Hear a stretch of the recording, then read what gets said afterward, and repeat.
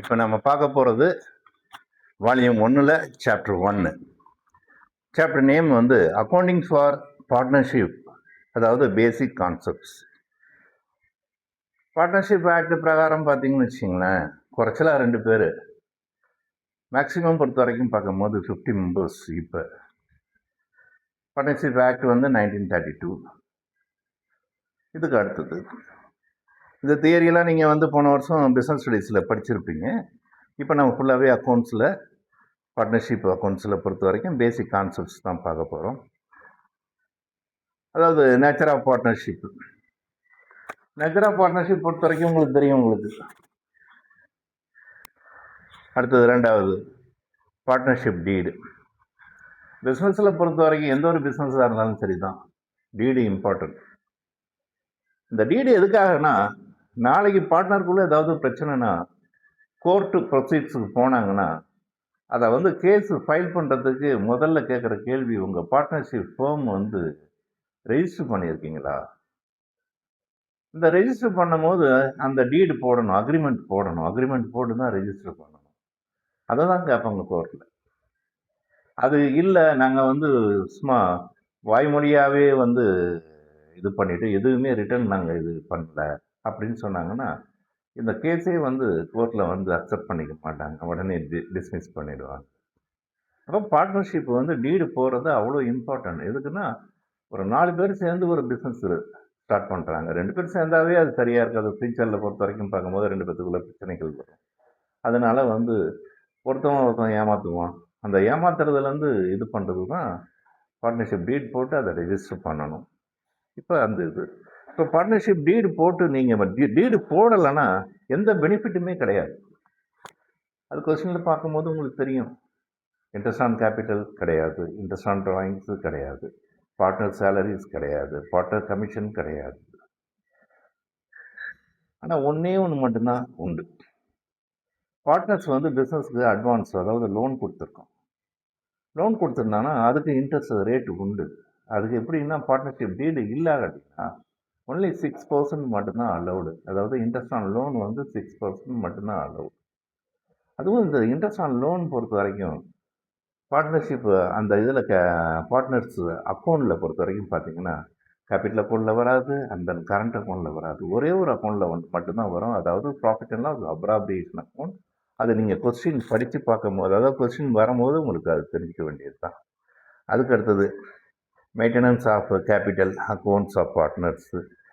Capital 2 maintain பண்ணுவாங்க. ஒன்று fixed capital, இன்னொன்று வந்து ஃப்ளெக்சிட்டிங் கேபிட்டல். அதை நான் இன்ட்ரொடக்ஷன் சொல்லும் போது உங்களுக்கு சொல்கிறேன் இது. அதுக்கடுத்த distribution of profit among partners, எப்படி ப்ராஃபிட் ஷேரிங்கை வந்து பிரித்து கொடுக்கறது. அதுக்கடுத்தது guarantee of profit to a partner. ஒரு பார்ட்னர் உள்ளே சேர்க்கும் போது, நியூ பார்ட்னராக ஒருத்தவங்க உள்ளே சேர்க்கும் போது அவனுக்கு ப்ராஃபிட் ஷேரிங் கொடுப்போம். இருந்தாலும் அவன் கேட்பான், எனக்கு வந்து குறைச்சலாக இவ்வளோ அமௌண்ட்டு வேணும் அப்படின்னு சொல்லி கேட்பான். மினிமம் அமௌண்ட் இவ்வளோ வேணும், ப்ராஃபிட் வரணும், வந்தவங்க பிஸ்னஸுக்கு நான் வரேன்னு சொல்லிட்டு வருவோம். அப்போ அதான் கேரண்டட் ப்ராஃபிட். அந்த கேரண்டட் ப்ராஃபிட் குறைஞ்சதுன்னு வச்சிங்களேன், ரிமைனிங் இருக்கக்கூடிய 2 பார்ட்னர்ஸும் அந்த அமௌண்ட்டை வந்து கான்ட்ரிபியூட் பண்ணி ஈக்குவலைஸ் பண்ணிடணும். இது வந்து ஒன்லி வந்து மினிமம். இப்போ உதாரணத்துக்கு 10,000 மினிமமாக ஃபிக்ஸ் பண்ணுறான் கேரண்டட் ப்ராஃபிட்டு. இது 12,000 கிடைக்குதுன்னு வச்சிங்களேன் ப்ராஃபிட்டாக. அப்போ வந்து இந்த கால்குலேஷன் வராது. 10,000 குறைஞ்சதுனா தான். இப்போ 8,000 குறைஞ்சிருச்சுன்னு வச்சிங்களேன், பாக்கி இருக்கிறது வந்து 2,000. அதான் டிஃபிஷியன்சி அமௌண்ட்டு. அந்த அமௌண்ட்டு பார்த்தீங்கன்னு வச்சிங்களேன், ரிமைனிங் இருக்கக்கூடிய இந்த 2 பார்ட்னரும் அவங்க ரேஷியோ இதுவும் பிரித்து கொடுத்துடணும். அதாவது பிரித்து யாருக்கு 10,000 வர அளவுக்கு நம்ம கணக்கில் அவனுடைய அமௌண்ட்டில் ஆட் பண்ணிக்கணும். வேறு ஒன்றும் கிடையாது. யாருக்கு? நியூ பார்ட்னருக்கு, அதாவது கேரண்டர் பார்ட்னருக்கு. அதுக்கு அடுத்தது பாஸ்ட் அட்ஜஸ்ட்மெண்ட்ஸு.